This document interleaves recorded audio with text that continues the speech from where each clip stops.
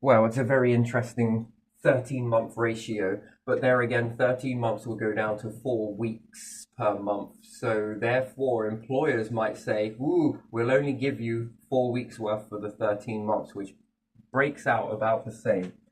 But yet, if we have longer days, I shouldn't say that, longer months and shorter months, and it works out about the same. So times that yield, what's your monthly ratio at £12.50, 176 hours per month. 176 hours per month. Multiply that by 12.5, let's just say for argument's sake, and that gives you 2,200 per month. If you take that per month times it by 12, it gives you 26,400, which seems great until you start minusing.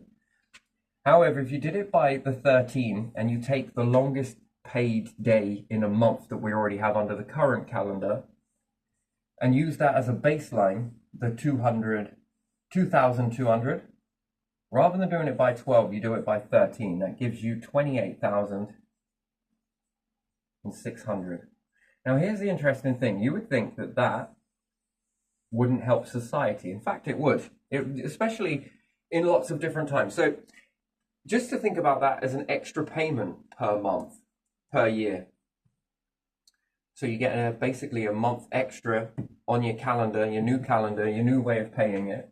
Well, you can work the tax ratio off of that per the hour if you needed to. You do that by the hour. That can be done that way, which is a good amount of tax coming in this aspect.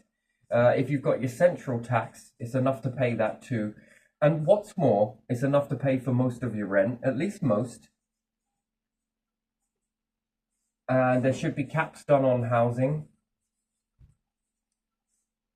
and energy to stop them from having a good old go with this. Now, how does this work at the end of the year? Well, we know that we have special seasons. We do Christmas. Everyone waits for Christmas. It's become quite a thing that you might need to remortgage your house just to have a Christmas. And why not? Why not have a right to have a Christmas? Therefore, you've got the January sales and you've got the run up to Christmas. So let's say we've got the run up. Well, did that completely wrong. So we've got the run up to Christmas.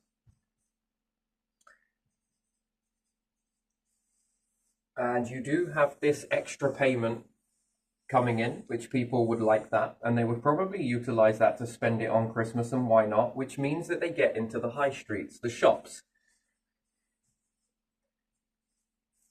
Which means that you could also open the door for seasonal markets, for seasonal individuals to create small-term businesses, whether that will be the sick or whatever else, linked to your new taxing system as well.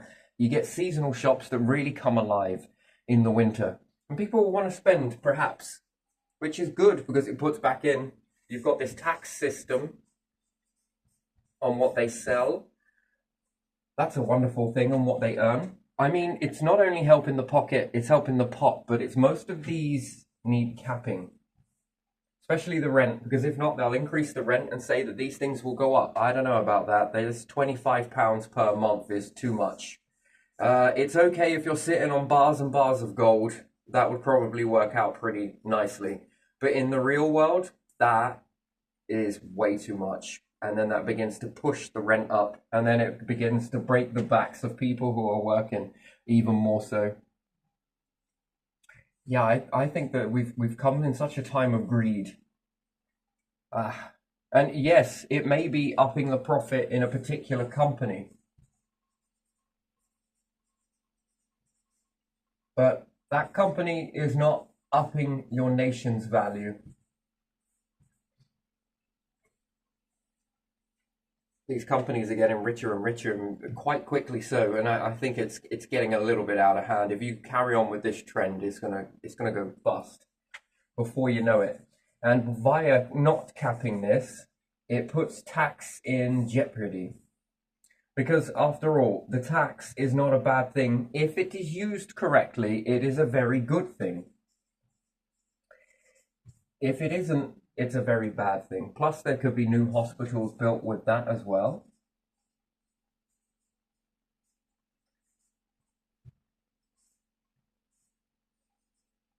And it would be nice to have a better hospital for working people as well, and certain individuals, I mean, yes, it's going to lower the waiting lists a lot, which is good, which is going to need some money to generate that up until a point. And then if it begins to ski slope down, it gives you options as to what the tax money can go on to next. That's the thing.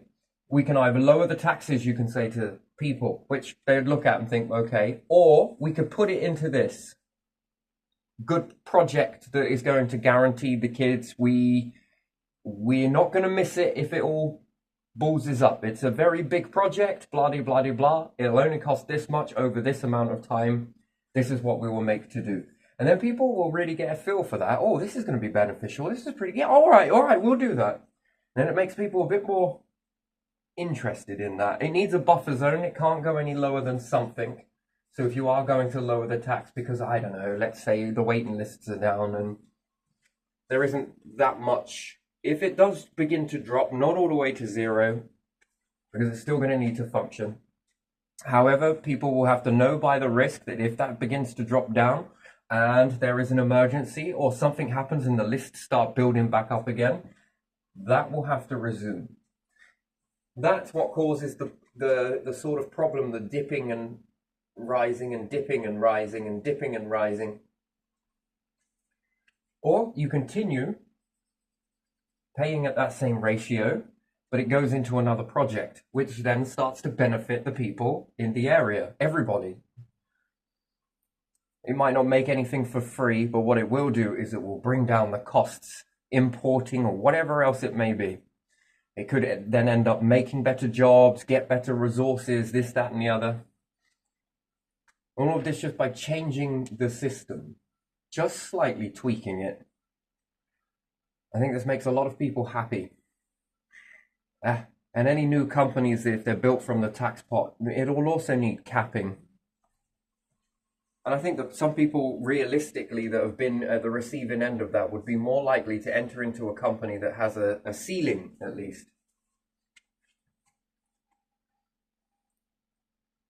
After all, if it was the pot that created that, then it's going to need to go back into the pot. The pot should be a share of that. The tax pot should take a share. Why? Because one day we can all rely on this. Imagine that, just in a load of companies that you've got a load of shares in the tax pot. It allowed you to take the money out. Yes. Okay, we're going to build this business. Okay, but there is going to be shares because of this system let you rise up.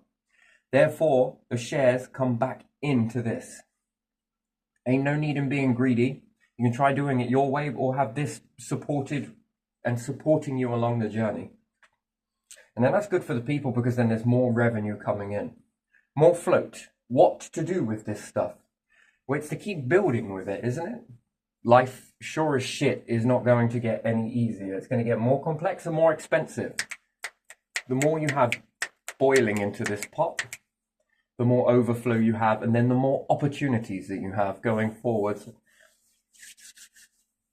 Anyone that's willing or wants to have a go, have a go. If it's not your thing, well, it gives you an opportunity to sell it on to somebody else. So I wouldn't say sell it on or pass it on to somebody else.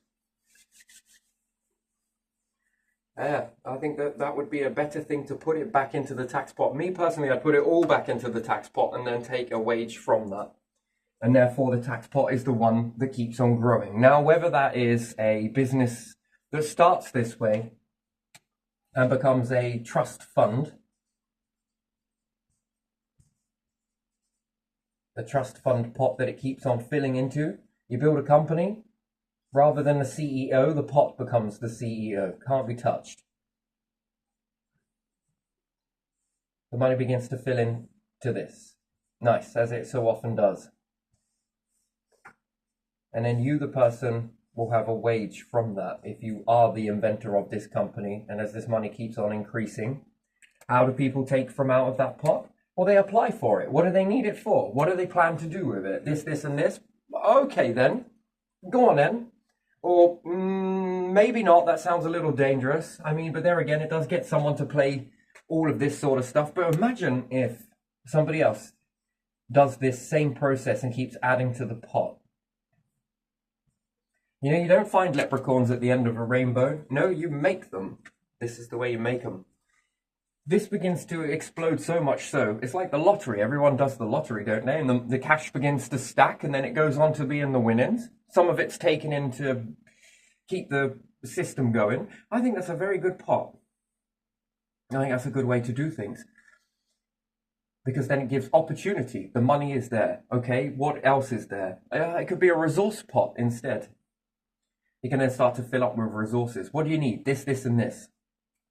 It belongs to the country. You can't take it with you when you die. If it fills up with resources, it'd be better if it was a resourceful pot. It just keeps filling up. Resources. I'm just going to put reses. Keep filling up, filling up. And then this builds in your nation.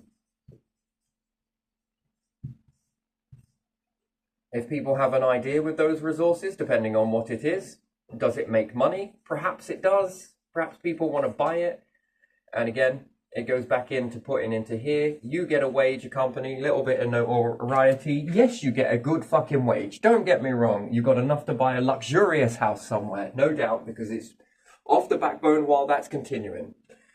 But if the company starts to fall down, then it will stop. You keep what you've got and you'll go on to something else if you want to. I'm sure you've got enough to retire.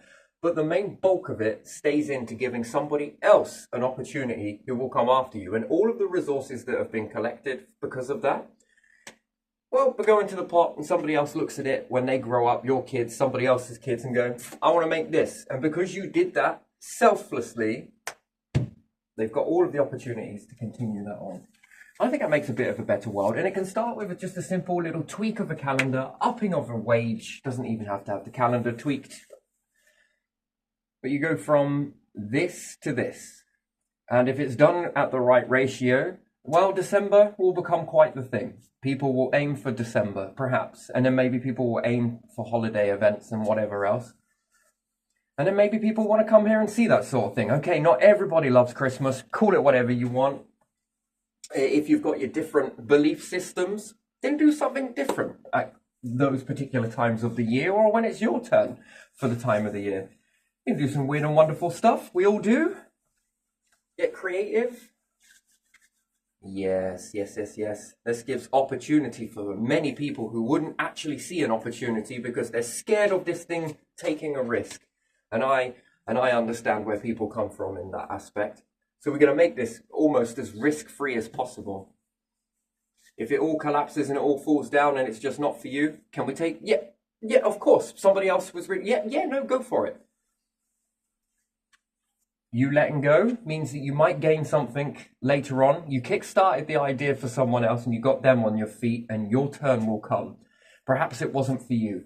And it moves you onto the path that is better for you. Therefore, better for the nation that you exist in. And if think big, it's also beneficial to the world. That's the opportunities that start to then pop all over the world, I think. And then we become more distracted on this positivity as opposed to all of the negativity in the world. And I'm sure the negativity will fall down. More positivity, opportunity.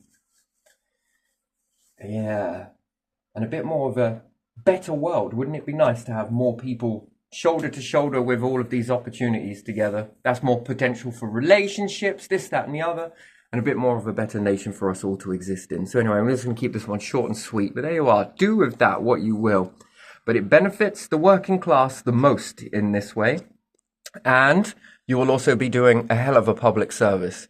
Because if you pump into this pot with this, think about those waiting lists that you could get gone. Think about the dentistry that we could get better off in this nation. All of the things, the better roads, perhaps, stuff for kids, the better businesses. Yeah, no risk business. It's only seasonal business. If people want to come in from another part of the world and sell some of their Christmas stuff in our Christmas markets, go right ahead. You got the opportunity here. You don't need to pull out like 6 months worth of tenancy agreement. No. Pay as you go shop. You use it for as long as you need it. And if you need it a little bit longer, use it. Go from town to town, market to market in this way. What do you got to lose? Nothing. But what do you got to gain? Everything. What have you got to sell? Everything. And then it goes on to benefit this, which then can go next season, next season, next season, if it works.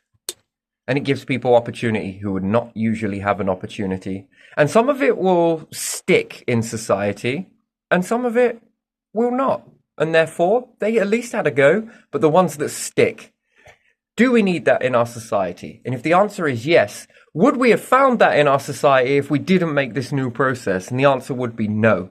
Maybe too scared, too this, too whatever.